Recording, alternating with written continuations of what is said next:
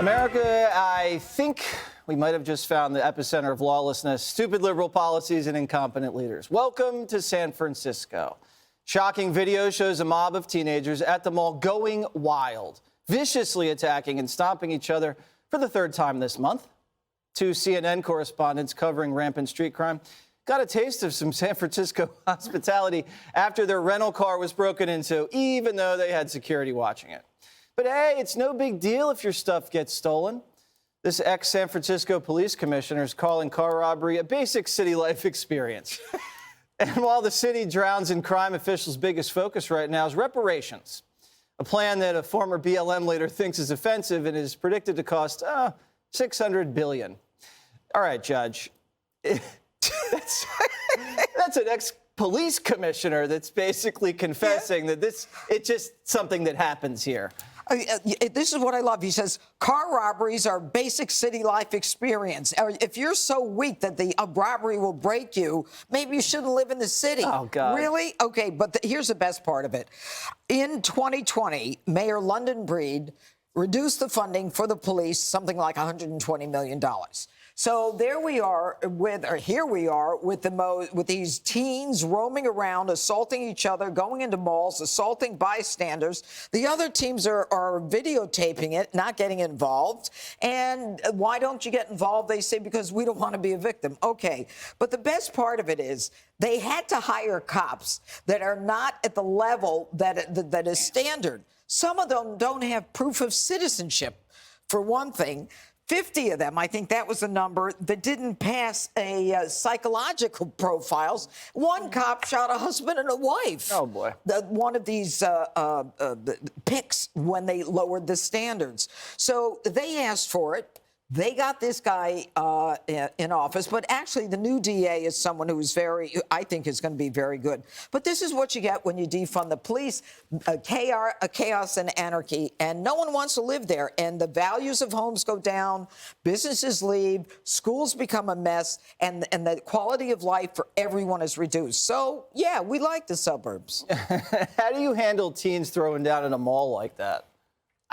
I don't know. We didn't. I grew up in New York City, and we only had one mall, and I didn't go in it. I actually only went to a big mall for the first time when I went to college. Oh, and it was really? This is the a King great of Prussia story, mall. Jessica. It's not that bad. Did you get an Orange Great Julius? story. No, but I went to a cheesecake factory for the first time. Anyway, this is terrible. I grew up in a city. I did grow up in a nicer neighborhood, but it's not been a fact of life for anyone that I know. I know very few people who have had their car windows smashed in or any of this. But, you know, coming of age story, you get catcalled, right? That's what should be happening if you're growing up in a city, not something like this. The new DA, I'm glad the judge says that it seems like that's going to be a good Is that something. Brooke Jenkins, yeah. I think.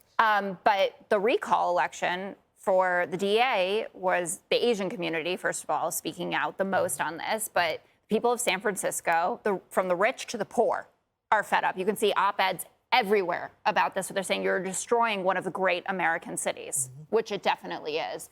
And when you look at all the layoffs that are happening now in the tech sector, where people are not going to be able to afford to stay there anyway, and then you compound it with this, they're going to be looking at huge amounts of flight out of these cities. And people are hanging on basically as long as they can because they love it, because they truly love it, how I feel about New York City. But you're not going to push a stroller up one of those hills and know that something like this could be coming down on you. And now CNN's become part of the story, covering the crime wave. Yep. Well, finally, right? And I think that the Democrats who lost in 2022 when they were because of crime, like Lori Lightfoot, has really opened the eyes. That's even when you had President Biden saying something. I don't have much to add. I mean, everything I agree with. I think the vicious cycle of a dwindling tax base is going to continue, so that even if you want to put more money into preventing homelessness, you won't have that kind of tax base. It's not just that won't just happen in San Francisco, but it will happen everywhere, especially as technology continues to improve and people either lose their jobs or get the freedom to make a choice to leave the city. Have you been to San Francisco recently? It's a beautiful city. No, I haven't. I haven't. But it is a gorgeous city. Maybe. I don't know. I mean, I grew up around there. What upsets me is how lopsided all of this is.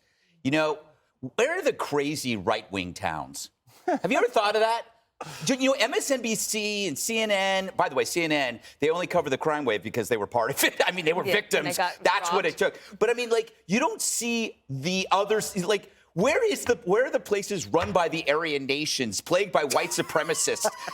Where Asians are beaten by white skinheads? Where is that city? It's all these attacks on Asians. All the blacks being murdered, right? All the carjackings and all the thefts. They're in crazy left-wing towns. It's not fair to the crazy right-wing towns. Where is their town? How is that possible? Could that happen? As for this guy who said that, theft and car robbery is part of city life, so is rape. So, I mean, that's really not a good, it's not really a good explanation to a victim, to tell a victim, you know what, ma'am, you got raped. Part of the big city, huh? What are you going to do?